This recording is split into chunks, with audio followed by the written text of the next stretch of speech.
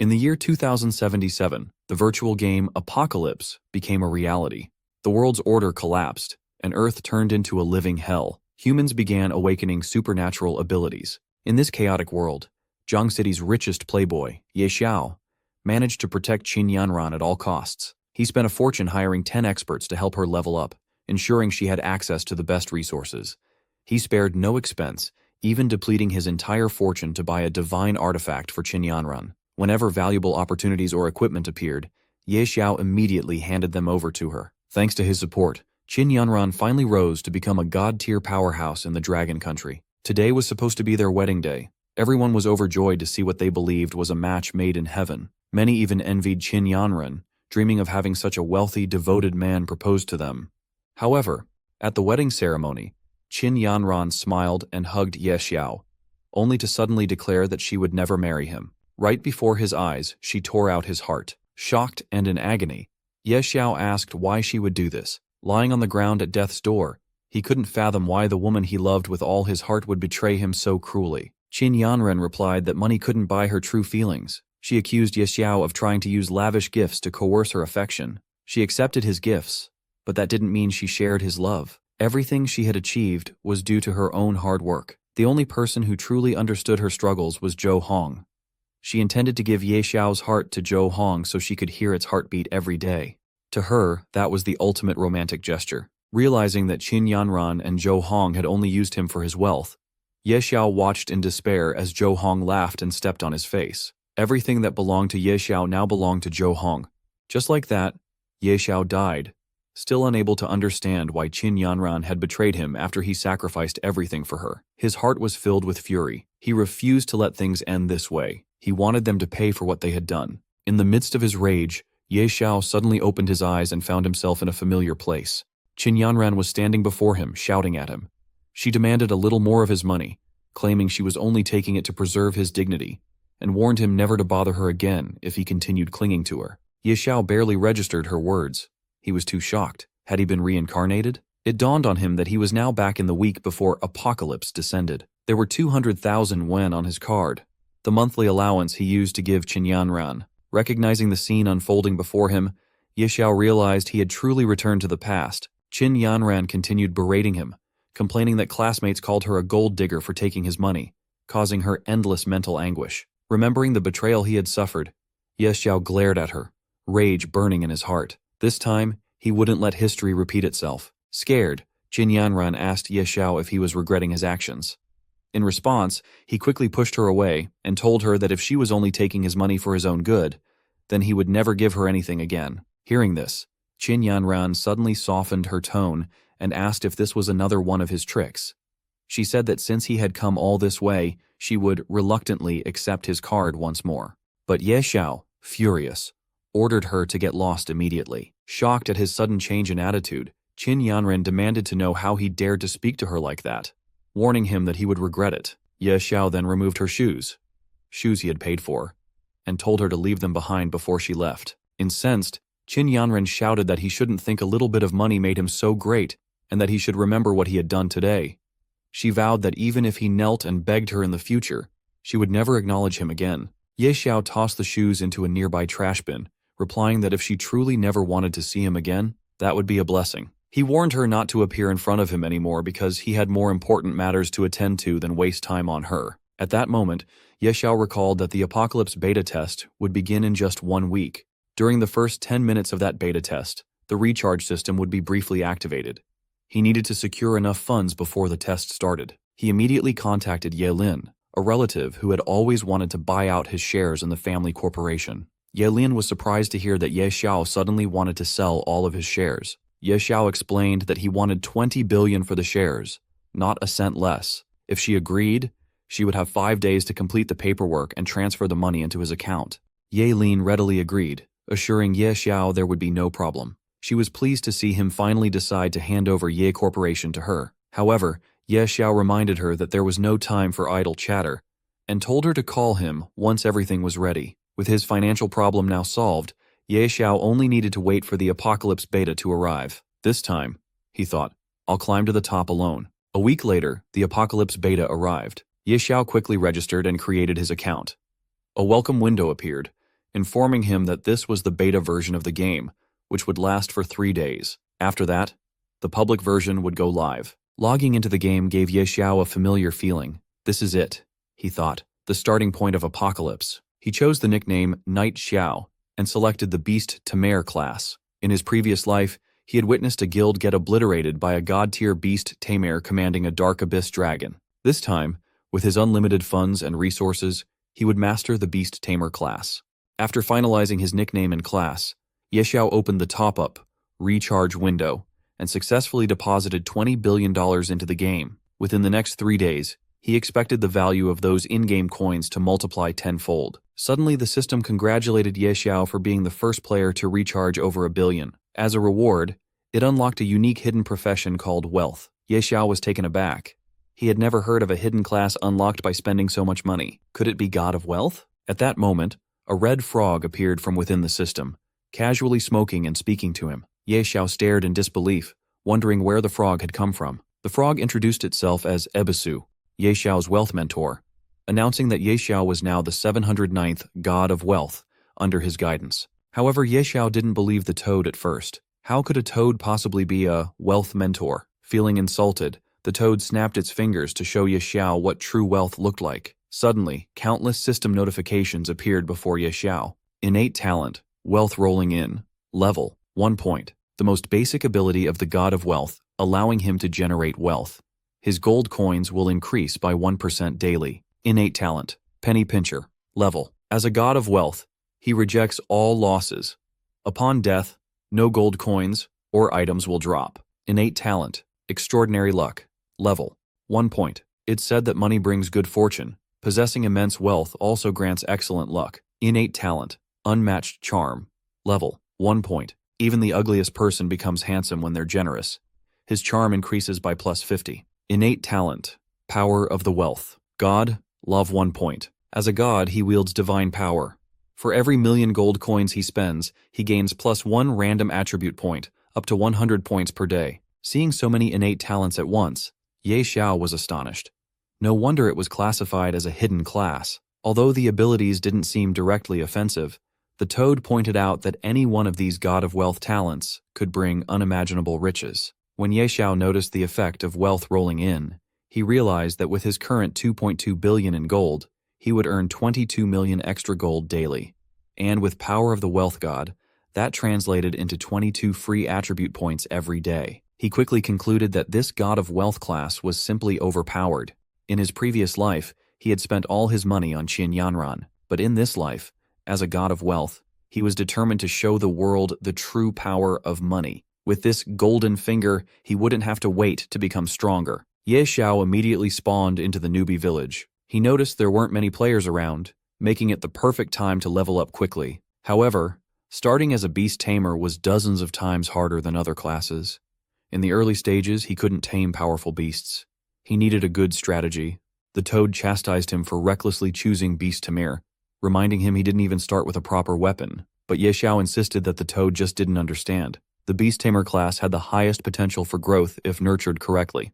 Just as he was checking his status window, he heard a commotion behind him. Turning around, he saw a group of level 5 goblin warriors rushing toward him. Since he had no weapon at all, Yahello was at a complete disadvantage. The toad, panicking, told him to run for his life, and Yahello, without hesitation, dashed away with the toad in tow. They ran all the way to the main city, narrowly avoiding defeat. Yahello felt humiliated. He had never experienced such shame before. Other players who saw his beast tamer class could only pity him, some even mocking him for taming a toad. Enraged, the toad urged Yahello to buy a beast egg in the city and tame a better creature. Yahello, however, refused to settle for an ordinary beast. Confused, the toad asked what kind of beast he wanted instead. Yahello revealed he knew of a hidden dungeon containing a god-level beast egg in a dragon's lair. With that, Yahello headed to the Supreme Hall to hire mercenaries who could help him venture into the dungeon and claim his future legendary companion. However, the toad was shocked to see Yahello heading into the Supreme Hall at level 1. Typically, only players above level 100 could hire guards in such a prestigious place. Ignoring the toad's warnings, Yahello entered anyway, only to be stopped by a level 80 Grand Archmage. The Archmage insisted that this was no place for a low-level player, and politely suggested Yahello return once he was stronger and had a recommendation letter from the city lord. Ye Xiao admitted he didn't have the letter, so the Archmage ordered him to leave, claiming the Supreme Hall was the Empire's pride and not meant for someone like him. At that point, Ye Xiao mentioned he had heard the Archmage had recently lost something and that he was here to return it. Suspicious, the Archmage declared he had lost nothing and warned Ye Xiao not to lie. In response, Ye Xiao tossed a handful of gold coins onto the ground and told the Archmage to look carefully. Those were the lost coins. A sudden glint appeared in the Archmage's eyes. He quickly collected the gold coins, and his attitude toward Ye Xiao changed dramatically. Showing new respect, he guided Ye Xiao to a VIP room in the War God Pavilion on the upper floors of the Supreme Hall. Ye Xiao couldn't help but smile at how quickly the Archmage's demeanor had shifted. He even teased the Archmage, saying he liked his earlier fierceness. In return, the Archmage assured Ye Xiao that he was now free to enter. The Toad was amazed at how well money could open doors. Once inside, Ye Xiao observed rows of powerful Supreme Hall Honor Knight golems, some at level 80 and others at level 100. Even the Toad had to admit the Supreme Hall lived up to its reputation. Anyone who hired a level 100 guardian could practically dominate the newbie village. Yet none of these standard golems appealed to Ye Xiao. He considered them beneath him. Suddenly, a berserk blood warrior approached Ye Xiao and demanded to know who had allowed him inside. Ye Xiao ignored his tone and stated he wanted to hire a divine-level golem guardian. The berserk blood warrior scoffed, explaining that divine-level golems were exceedingly rare and generally weren't available for hire. Besides, judging by Ye Xiao's current stats, even an 80-level guardian was already more than enough. He doubted Ye Xiao could afford a divine-level contract. Ye Xiao then declared he was willing to pay 1 billion gold per day, causing the berserk blood warrior to fall silent. His demeanor softened immediately. In a quieter voice, he admitted it wasn't strictly impossible. Rules were ultimately made by people. By coincidence, he happened to know a divine-level spellcaster who might be willing to help. Recalling that divine-level spellcasters were incredibly versatile, capable of protection, defense, and offense all at once, Ye Xiao recognized that hiring such a powerful ally from the start would be an enormous advantage. He accepted the Berserk Blood Warrior's offer without hesitation. The Berserk Blood Warrior reminded Ye Xiao that although he could summon the divine-level spellcaster anytime, they first had to settle the payment details for the 1 billion gold per day rate. Ye Xiao proposed signing a contract immediately, agreeing to pay whenever it was required. The Berserk Blood Warrior accepted and said that once the contract was finalized, the spellcaster would be summoned right away. Ye Xiao was eager to proceed. He had much to accomplish and wanted to start as soon as possible. As the contract stabilized, a beautiful female mage suddenly teleported behind Ye Xiao. Her name was Dolores, a divine-level spellcaster. According to the contract, she would follow Ye Xiao's orders for the next 24 hours. Curious, Dolores asked what difficult task he needed her for. Feeling a bit awkward, Ye Xiao admitted he had hired her for a very challenging mission. Dolores, however, seemed unimpressed. She assumed there were no truly tough dungeons in the newbie village, mentioning that foes like the Goblin King, and even his entire family, could be wiped out with a simple wave of her hand. Ye Xiao decided to skip any further explanations and asked her to follow him immediately. Together they headed to a monster hunting area. Upon arriving, Dolores summoned a massive firewall spell that instantly obliterated the Goblin elite warriors in mere seconds. Ye Xiao was stunned by her damage output. It was as if she was knocking the numbers so high they might as well be phone numbers. The other players nearby were just as speechless. They saw Ye Xiao teamed with a spellcaster unleashing insane damage values. Some wondered if he was hacking, but quickly dismissed it. No known cheats existed for the game yet. The only logical explanation was that he had hired an extremely high-level NPC spellcaster. Thanks to Dolores' overwhelming firepower, Ye Xiao's level skyrocketed. He soon reached level 10, gaining 10 attribute points to allocate freely. He also became the first player in Novice Village number 9527 to reach level 10, earning another 10 bonus attribute points. Even more impressively, he was the first player worldwide to hit level 10, which granted him 50 additional attribute points, and the special title, Speed Ascender. The Toad was amazed at Ye Xiao's rapid progression. Most players were still below level 5, yet Ye Xiao had surged to level 10 in just half a day. In response, the system broadcasted a worldwide announcement. Player Night Sorrow has reached level 10, unlocking the level leaderboard. Other players were shocked, wondering how someone had managed to level up so quickly. Some guessed he might be a game master testing the system, but Ye Xiao didn't care about their speculation. Soon enough, when Apocalypse merged with reality, everyone would discover he was the true god among them. With his new level, bonus attribute points, and the 100 points gained from spending 1,000,000,000 gold through his god of wealth power, Ye Xiao decided it was time to head for his true destination. After a long trek, the toad finally asked how much farther they had to go to reach the hidden dungeon. Ye Xiao reassured him they had already arrived. Pointing ahead, he announced with a smile, "Welcome to the dragon's lair." Meanwhile, in another part of the game, a player, currently only level 3, had been relentlessly hunting elite monsters from the moment he logged in. Despite all his effort, he'd barely reached level 3, yet someone else had already hit level 10. Is there some exploit in the game? He wondered. He'd never heard of Night Sorrow before, but the news both intrigued and excited him. This could mean there was a powerful rival worth competing against. Back to Ye Xiao. Having finally arrived at the hidden dungeon located in Novice Village number 9527, deep within Whispering Valley at coordinates 1102, 254, 1, Ye Xiao placed his hand on a particular stone to reveal a concealed entrance. As he and his companions entered, a system warning flashed. Warning. This area is extremely dangerous. Leave immediately. Dolores, the divine-level spellcaster Ye Xiao had hired, was astonished by the overpowering aura seeping from the hidden dungeon. She couldn't believe a dragon's lair existed within a newbie village. "How did you even find this place?" she asked, both curious and wary. Ye Xiao explained he had no intention of actually fighting a dragon at his current level.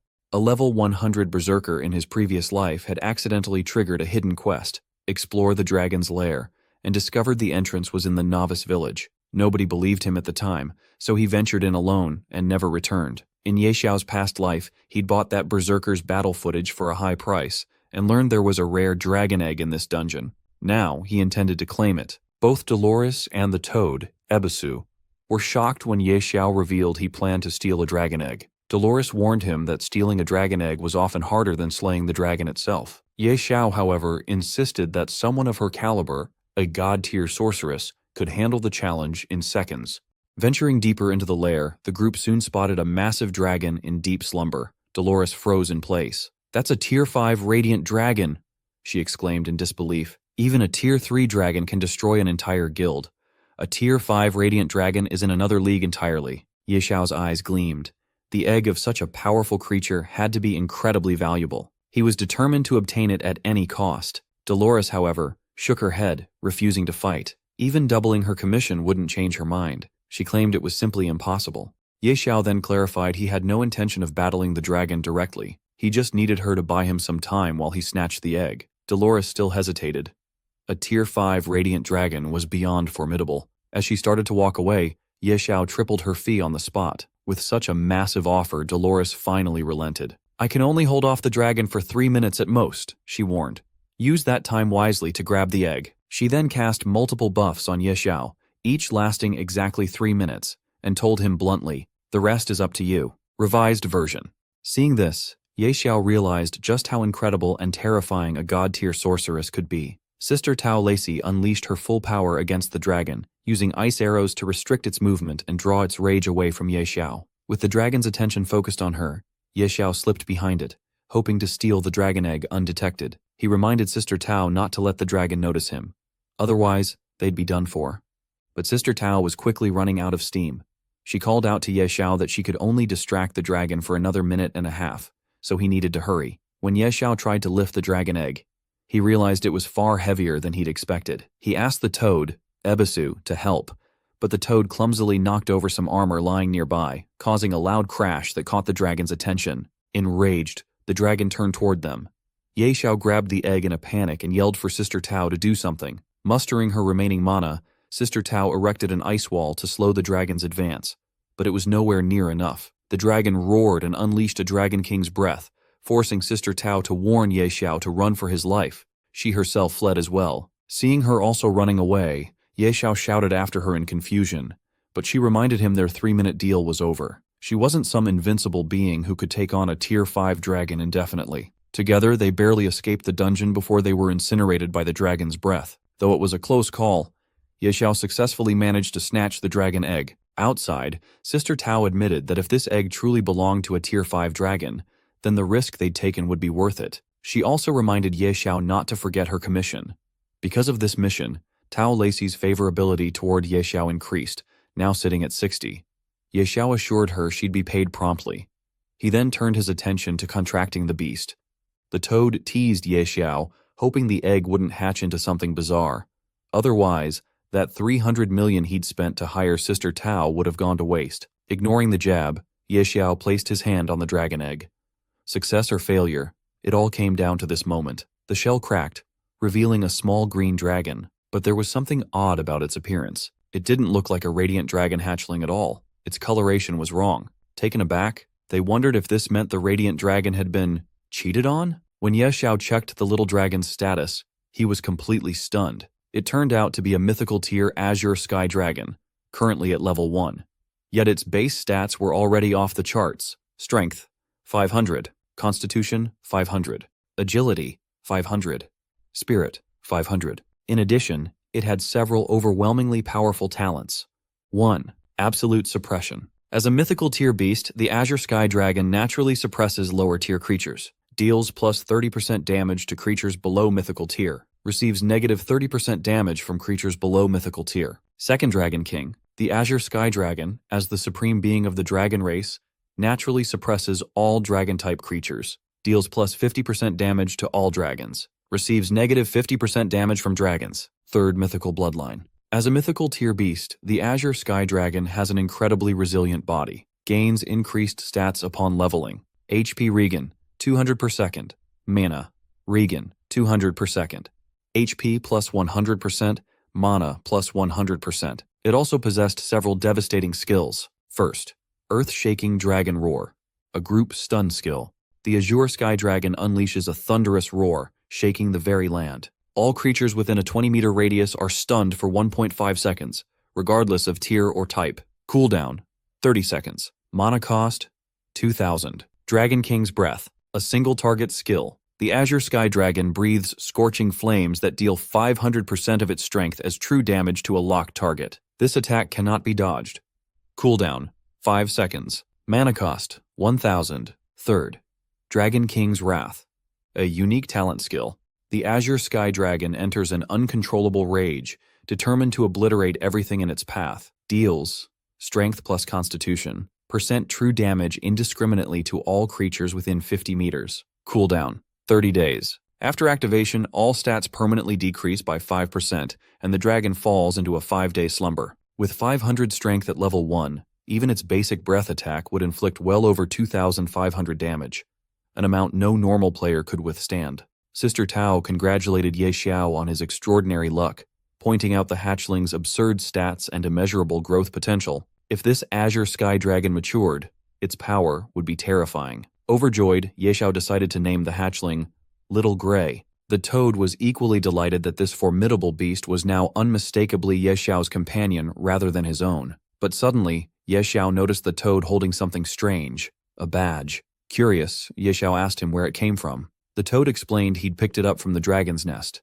Sister Tao recognized it and wondered if it might be the Calamity tier mark of ferocity, but upon checking, Ye Xiao discovered it wasn't a true Calamity tier item. Instead, it was simply called Mark of Ferocity, offering plus 10 to all stats. Unique passive, Ferocity's Might. The bearer gains unparalleled strength. All skills can trigger critical hits. Base crit rate, plus 20%. Crit damage, plus 100%. It also had an active skill called Ferocious Massacre, which unleashed the mark's power to deal 1,000% of the user's spirit as true damage to a target.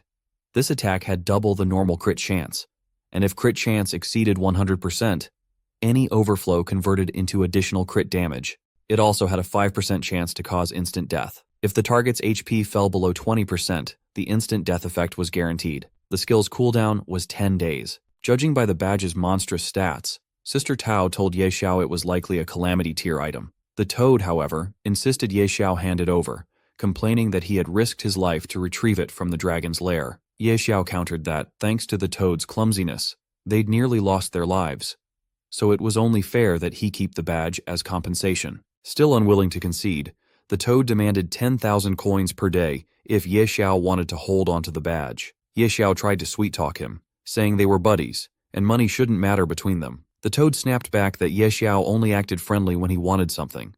Otherwise, he treated the toad as nothing more than a toad. Ye Xiao simply laughed, saying that with this badge, cutting through goblins would be like slicing butter. But the moment he equipped the badge, he triggered a hidden quest, the Forbidden Adjudicator. Though mighty, the King of Ferocity was consumed by the abyss. Bearer of the Mark of Ferocity, seek the truth. Objective: find the Fang of Ferocity. Startled by the sudden hidden quest, Ye Xiao wondered what the Fang of Ferocity was. Sister Tao, who knew of it, explained that it was a god-tier assassin's dagger, forged from the fangs of an abyssal beast. Known for explosive power, the fang seemed linked to the Mark of Ferocity. However, she warned that reaching the Abyss continent would be a long journey. Before Ye Xiao could ask for more details, his daily gaming time ran out. He would be forcibly logged out in 3 minutes. Sister Tao opened a teleportation portal to return to the Supreme Hall, remarking that she hadn't expected a hidden dungeon in a starter village to take so long. She reminded Ye Xiao that if he ever needed help with another dangerous dungeon, he could hire her any time. Ye Xiao said his goodbyes and logged out to rest, since the Doomsday game was still in beta and hadn't fully merged with reality yet. No need to push his body too hard. The next day, at Ye Xiao's home, Ye Xiao browsed the internet for news about Doomsday and found countless popular articles discussing the game's dominance in the gaming community. It topped discussion charts, and players were complaining about the game's difficulty. Many spent entire days playing but only reached level 2, dying repeatedly, and suffering stat resets. Some posts also mentioned Ye Xiao, the mysterious player who'd reached level 10 in just one day, while most couldn't even scrape together enough experience to level once. Many questioned if he was cheating or hacking. There were more serious reports as well. On Doomsday's first day, many players died in-game and experienced severe physical symptoms after logging out, with some even requiring hospitalization. Cases of organ failure among survivors were emerging. In response, several governments had issued warnings against playing the game. Because of so many reported deaths, multiple nations were now banning Doomsday. Seeing this news, Ye Xiao could only laugh. He knew that once the game merged with reality, those countries would regret it, and everyone would suffer. While he was enjoying his morning, his phone suddenly rang. It was his girlfriend, Qin Yanran, calling from Northhua Hospital. She demanded Ye Xiao bring some food for Zhou Hong and pay his medical bills. If he did so, she would act as if nothing had ever happened between them. In response, Ye Xiao ended the call and blocked her number, unwilling to tolerate her demands any longer. Meanwhile, at the hospital, Zhou Hong asked Qin Yanran if she was sure Ye Xiao would come just because she called. Qin Yanran told him not to worry. She believed Ye Xiao loved her so deeply that he would show up the moment she summoned him. Like a dog. They seemed pleased with themselves until a doctor appeared, telling them they would have to settle their bill and be discharged early. Qin Yanran questioned why they needed an early discharge. The doctor explained that the hospital was overwhelmed with organ failure patients, people who had been playing Doomsday, and they were running out of beds. Yanran sarcastically asked if they considered poor people's lives worthless, but the doctor insisted they pay their bill and vacate the room by day's end. Zhou Hong stopped Yanran from arguing further. He said that the game clearly wasn't simple and he intended to get discharged so he could keep playing. First, however, he asked Yanran to cover the hospital fees, but she didn't have any money. She had refused Ye Xiao's monthly allowance. Zhou Hong then remembered that Ye Xiao used to give her 200,000 yuan every month for living expenses, but Yanran stated she wouldn't take any of Ye Xiao's filthy money, insisting she was not some object he could buy with lavish gifts. She felt sick just thinking about him. Growing worried, Zhou Hong told Yanran to send Ye Xiao another message asking for money because he planned to start a Doomsday gaming studio. For Ye Xiao, that kind of money was nothing, but for them, it was crucial. Yanran reassured Zhou Hong that once Ye Xiao showed up, she would say a few sweet words and he would obediently hand over the money. Meanwhile, at Ye Xiao's home, he had been sleeping after logging out of the game. When his alarm went off, he woke up, ready to log back into Doomsday. He wanted to continue leveling up before the beta fully merged with reality. Upon logging in, he found himself back in Novice Village. He summoned the Toad, Ebisu, and told him they needed to level up quickly and leave the village. However, in a place where most players were still level 1 or 2, Ye Xiao, already level 10, stood out significantly. A crowd began gathering around him, amazed that the top-ranked player on the leaderboard was right there. People were curious, some inviting him to join their teams, even offering cute little girls in their parties as incentives. Despite changing into a masked outfit to hide his face, Ye Xiao couldn't conceal the level floating above his head. To escape the attention, he ran out of the novice village as fast as he could. Unfortunately, other players, still chasing him for answers or opportunities, followed him outside. Even after leaving the village, they continued pursuing him, determined to catch up to the game's most mysterious powerhouse. To escape the pursuing crowd, Ye Xiao rushed into a level 10 trial zone, a treacherous area with monsters too powerful for the level 2 or 3 newbies who had been chasing him. Just as he'd hoped, they all stopped at the entrance, unwilling to risk their lives. With a sigh of relief, Ye Xiao noted that they weren't stupid. They knew better than to follow him any further. He continued onward until he saw a castle with a guard standing at the entrance. The guard told Ye Xiao that this wasn't a place for someone of his level, but Ye Xiao replied that he was there to begin his advancement trial. Surprised by Ye Xiao's level 10 status, the guard asked if he had a team. Ye Xiao declared that he was going in solo, causing the guard to scoff at his arrogance. Even on normal difficulty, attempting this trial alone was nearly suicidal. Ye Xiao dismissed the guard's concern, boasting that he wouldn't die so easily. Shaking his head, the guard decided Ye Xiao was just another reckless kid. Standing on the magical circle that started the trial, Ye Xiao was presented with several difficulty options: normal, hard, nightmare, hell, and abyss. Without hesitation, he chose the highest setting, abyss, and confirmed he would enter alone. The guard watching was in disbelief. A mere level 10 player trying to tackle abyss difficulty by himself? Ye Xiao recalled that in his previous life, he had tried this trial with full bronze gear and an elite team, yet they'd nearly been wiped out because he'd had to babysit Qin Yanran. This time, he was determined to get revenge and erase the shame of his past. Summoning Little Gray, his mythical grade Azure Sky Dragon, he felt confident he had nothing to fear. Suddenly, Ye Xiao heard movement behind him.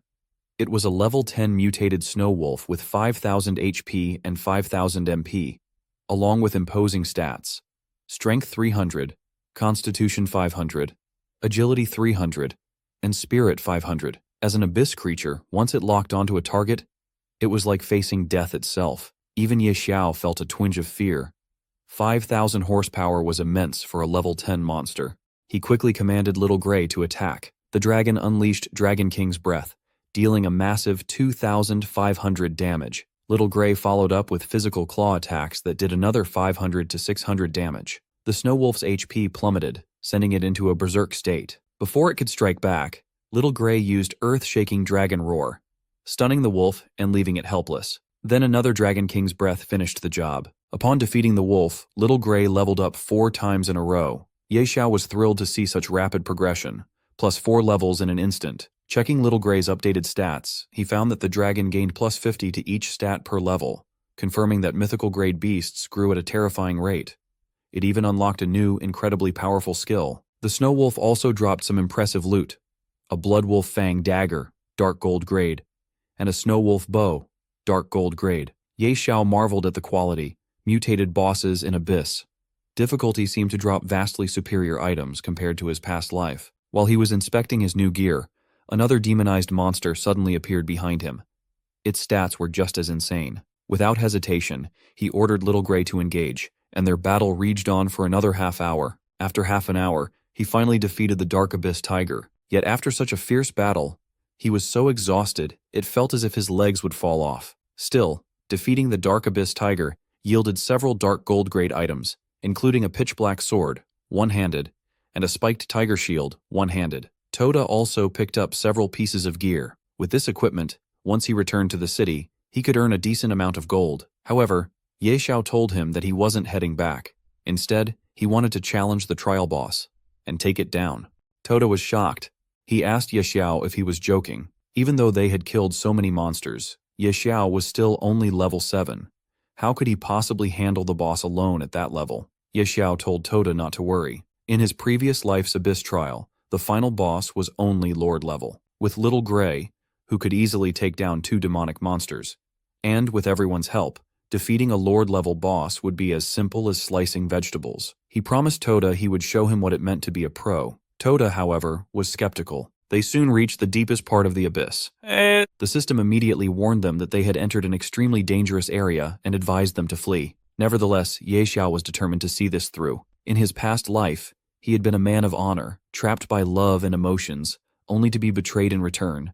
But in this life, he was the Abyss Envoy, wielding the strongest power of the apocalypse, and he refused to leave before fully embracing the Abyss. Advancing further, they came upon a fearsome monster seated on a throne. It was the Abyss Wanderer King, boasting overwhelming stats. Many of its attributes, like health, talents, and skills, were unknown, likely because Ye Xiao's level was too low to see them. Everyone was stunned. They had expected a lord-level enemy, but instead found themselves facing a king-level boss. Ye Xiao was just as astonished. In his past life, the boss had clearly been lord-level. Why was it king-level now? With 5,000 spirit points, it was purely magic-based, possessing 0 strength and agility. Its normal attack damage was negligible, and its attack speed was extremely slow. But if any of its spells struck Ye Xiao, he would be done for. Knowing a king-level boss was no joke, Ye Xiao ordered Little Gray to follow his commands precisely. Since the boss was slow, he instructed Little Gray to keep moving and attacking, never to engage in a prolonged fight. Little Gray obliged by constantly repositioning and striking, giving the king-level monster no chance to counterattack or activate its abilities. Ye Xiao was thrilled. If everything went according to plan, they would soon bring it down. But suddenly, Ye Xiao noticed the monster was just staring at him, not moving. He realized something was amiss, and he was right. The monster had been preparing a powerful magic spell aimed directly at him. Toda cried out for Ye Xiao to dodge.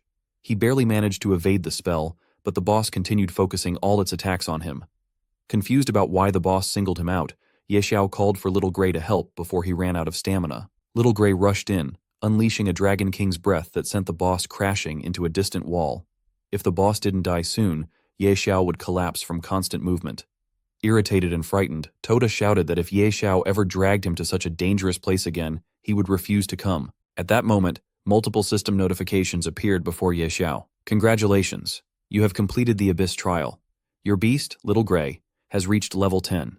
You are also the first adventurer to clear this trial, and your reward is +5 to all attributes. With the boss finally slain, Ye Xiao exhaled in relief. He then turned to Toda, calling him a coward. Toda argued back. If Ye Xiao was so fearless, why had he run so fast to save himself? Ignoring the retort, Ye Xiao approached the fallen boss to see what kind of loot a king-level monster would drop. Meanwhile, a loud system announcement echoed throughout the game. Player Ye Xiao from Daxia Nation has completed the Abyss trial, becoming the first adventurer in history to conquer it. He has earned the legendary title Abyss Envoy. This is hereby announced. Players across the game were stunned. It had only been 2 days since launch, yet someone had already cleared an Abyss-level dungeon. Those from Daxia Nation were especially astonished. A top-ranked player came from their homeland, and his name alone graced the leaderboard. This person was truly extraordinary. Many large and powerful guilds immediately began investigating Ye Xiao in hopes of recruiting him. Back in Beginner Village number 9527, the players were excited to learn that the famous new level 10 expert was from their very own village. Zhou Hong, now discharged from the hospital, resumed playing. He told Yanren that if they could befriend this pro and team up with him, they would become famous in no time. Even someone like Ye Xiao, a wealthy second-generation kid, might eventually look up to them. Yanran asked if he truly believed a simple game could help him reach the pinnacle of life. Zhou Hong replied that something about this game felt different, and that she should trust his judgment. He then asked if she had contacted Ye Xiao to help them level up. After all, he was rich and a gaming expert. Yanran refused, telling Zhou Hong that she would not reach out herself. If he wanted to, he could do so, but she wasn't that shameless.